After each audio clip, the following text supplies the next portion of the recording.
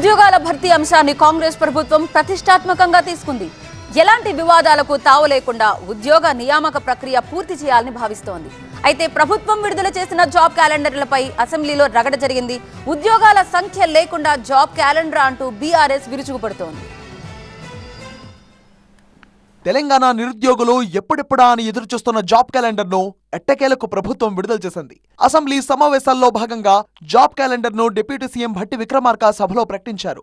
ఏ ఉద్యోగాలు ఎప్పుడు భర్తీ చేస్తారో, నోటిఫికేషన్ విడుదల తేదీ, పరీక్షలు ఎప్పుడు నిర్వహించాలి, ఉద్యోగాలకు కావాల్సిన అర్హతలు, నియామకాలు నిర్వహించే ఏజెన్సీలను సైతం అందులో పొందుపరిచారు.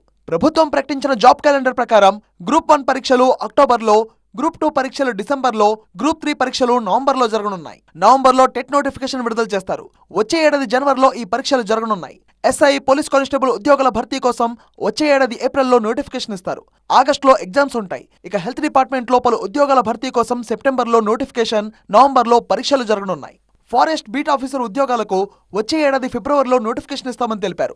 ఈ ఎగ్జామ్స్ మేలో జరగనున్నాయి. పరీక్షల మధ్య తగినంత సమయం లేని కారణంగా పరీక్షలను వాయిదా వేయాలనే అభ్యర్థనలకు సానుకూలంగా స్పందించి ఇటీవలే గ్రూప్ 2 పరీక్షను ఆగస్టు 7-8 తేదీల నుండి డిసెంబర్కు వాయిదా వేయడమైంది. పరీక్షా తేదీల మధ్య కావలసిన సమయం లేకపోవటం వల్ల దరఖాస్తుదారులు తీవ్రమైనటువంటి ఒత్తిడికి గురవుతూ ఉన్నారు. యూపీఎస్సీ మాదిరిగా పరీక్షల రద్దు లేదా వాయిదాలు అనేవి లేకుండా అట్టి సమస్యలను నివారించడానికి పరీక్షల మధ్య సరిపడ ప్రిపరేషన్ సమయం ఉండేలాగా టీజీ, పిఎస్సి మరియు ఇతర రిక్రూట్మెంట్ ఏజెన్సీలు ముందుకు పోతా ఉన్నాయి. అయితే ఈ పోస్టుల సంఖ్యను మాత్రం ప్రభుత్వం ఇంకా ప్రకటించలేదు. దీంతో ఈ జాబ్ క్యాలెండర్ పై బీఆర్ఎస్ భగ్గుమంది. ఎమ్మెల్యేలు, ఎమ్మెల్సీలు తెలంగాణ అమరవీరుల స్తూపం వద్ద ఆందోళనకు దిగారు. కాంగ్రెస్ సర్కార్ జాబ్ క్యాలెండర్ తో యువతను మభ్యపెడుతుందని కేటీఆర్ మండిపడ్డారు. ఉద్యోగాల సంఖ్య ప్రకటించకుండా నిరుద్యోగులను మోసం చేస్తుందని కేటీఆర్ ఆరోపించారు.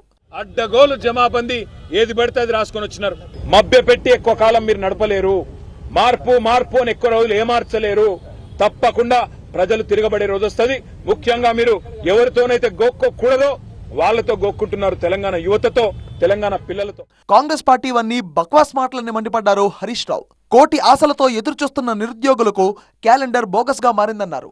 రాహుల్ గాంధీ చెప్పిన 2 లక్షల ఉద్యోగాలు ఏమయ్యాయని ప్రశ్నించారు. ఎన్నో ఆశలతో, కోటి ఆశలతో ఎదురు చూస్తున్న నిరుద్యోగులకు నేటి జాబ్ క్యాలెండర్ బక్వాస్ గా మారింది, బోగస్ గా మారింది. ఏం చెప్పింది రాహుల్ గాంధీ గారు? మీరు అశోక్ నగర్ సెంట్రల్ లైబ్రరీ మెట్ల మీద కూర్చొని ఏడాదిలోగా కాంగ్రెస్ పార్టీ 2 లక్షల ఉద్యోగాలు ఇస్తామని చెప్పలేదా? ఏమైనా 2 లక్షల ఉద్యోగాలు? జాబ్ క్యాలెండర్ లో పోస్టుల సంఖ్య పెట్టకపోవడమే కాకుండా సభలో చర్చ కూడా చేయలేదని మండిపడ్డారు బీఆర్ఎస్ నేతలు. మొత్తంగా తెలంగాణ సర్కార్ ప్రకటించిన జాబ్ క్యాలెండర్ పై పెద్ద దుమారమే రేగింది.